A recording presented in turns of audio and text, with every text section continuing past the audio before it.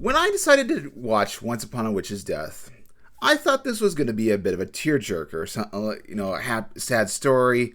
I did think there was going to be a lot of Yuri, given that or a lot of lesbianness. I think from what the initial synopsis I read at the time, but I didn't think it was going to be the way I thought it was.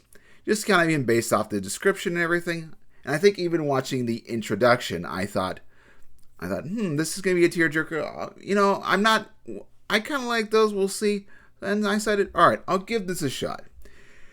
Having reached episode 12, the conclusion to this, it definitely went in a different direction, and the finale is a bit interesting. It's definitely one that's kind of open-ended, where you could see this continuing, or maybe possibly reading the source material, as kind of many other animes are few animes are done for television purposes. They kind of want to make you to read the source material.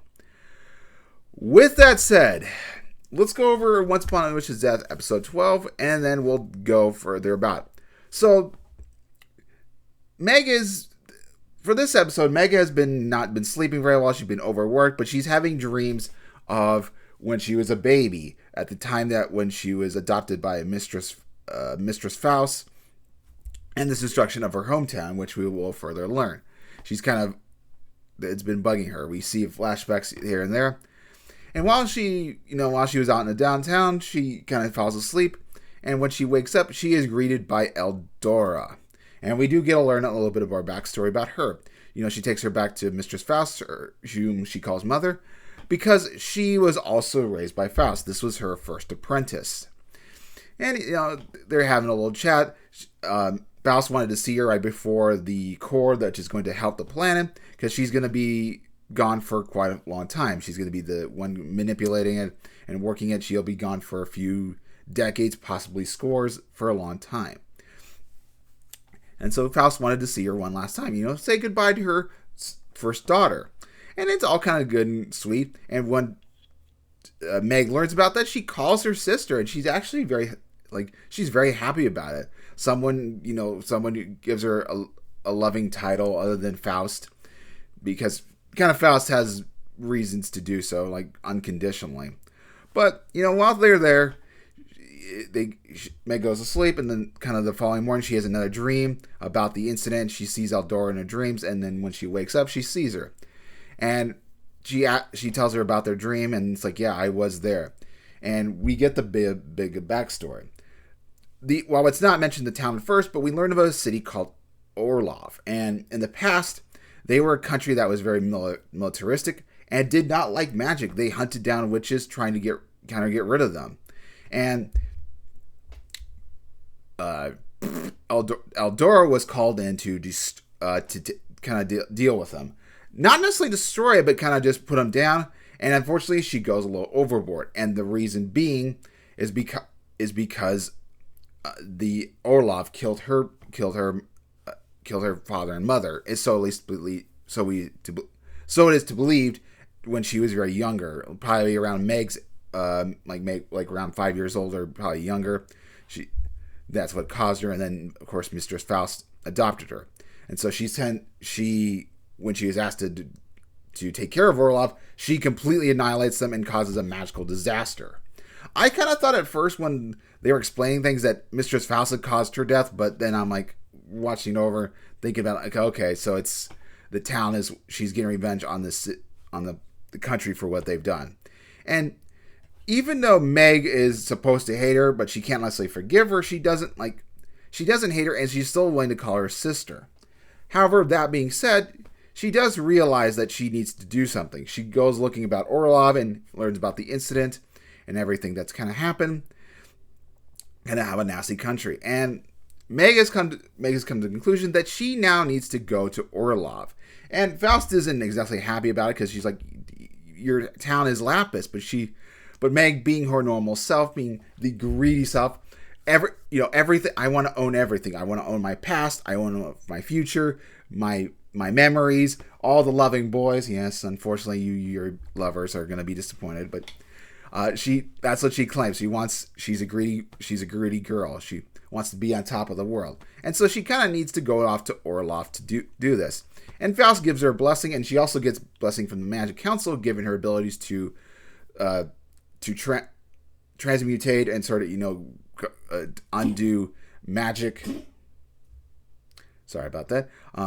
Undo magic disasters or contaminations. They've seen her abilities, so they approve of her going on this journey. So the episode is a bit of a kind of a somber ending. It's kind of a slow, relaxing one. We get a little bit more detail, and we get to see where Meg's future is. Now, she's got about 6 months to live, and so she's gonna have to cut it close in order to save herself. But she's gonna do it. You kind of believe that she is gonna do it. She's gonna do Orlov into the other countries she's gonna explore. She manages to do that. So it will happen, whether or not it happens in an anime form or if you read the manga or light novel. From as far as I can tell, in terms of the light novel, I think only one chapter is available. No.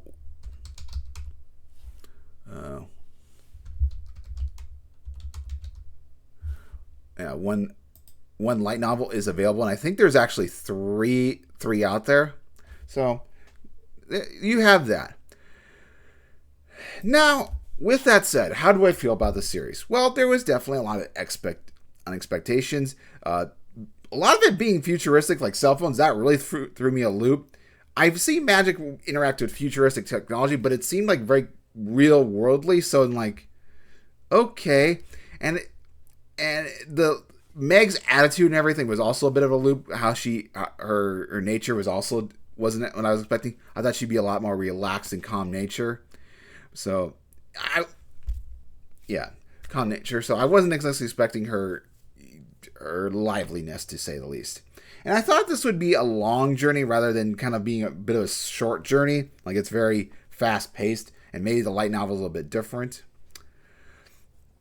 So yeah, would I say this is necessarily a bad anime? No, but I think, like, having watched it, I don't necessarily want to go back to read the source material. I'm dying to see season 2. I'm like, okay, I've seen this. It's good enough for me. I'm ready to move on to something else. Do I give my recommendation?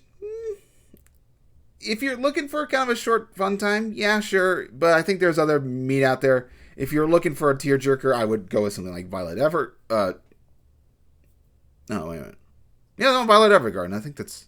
Or, No. Maybe that's what I'm thinking of. Hold on. Yep, that's what I'm thinking of. Never mind. All right, ignore me. Yep, that's what I was thinking of. So if you want something like that, and I would go for it. But if you're looking for a happy-go-lucky series, I'm not sure what else I would recommend. I mean, I have seen quite a bit of anime, but I don't know, something similar to this. Not sure.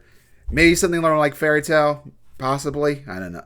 That's I wouldn't necessarily classify that, but Yuri, you got your numbers. There's plenty others, but for this, I don't know. Anyway, I like the series. I don't think it's super fantastic, amazing. I think, like, in terms of my anime list score, I'd probably rate it 6 out of 10. It was good, but I didn't super stand out. I could take it or leave it. It's definitely not one of the worst things that I've watched. And I did enjoy my adventure. I just think the pacing was just a bit fast paced. But I do like the characters and the comedy. That was nice. But with that, I'll see you guys. This is the end. My next anime review will of course, be Mobile Suit Gundam G-Clux, which will happen a little bit later. Doggy is currently a little bit sicky at the moment. He's got a bad foot. But hopefully you guys have a good day, and I'll see you guys next time.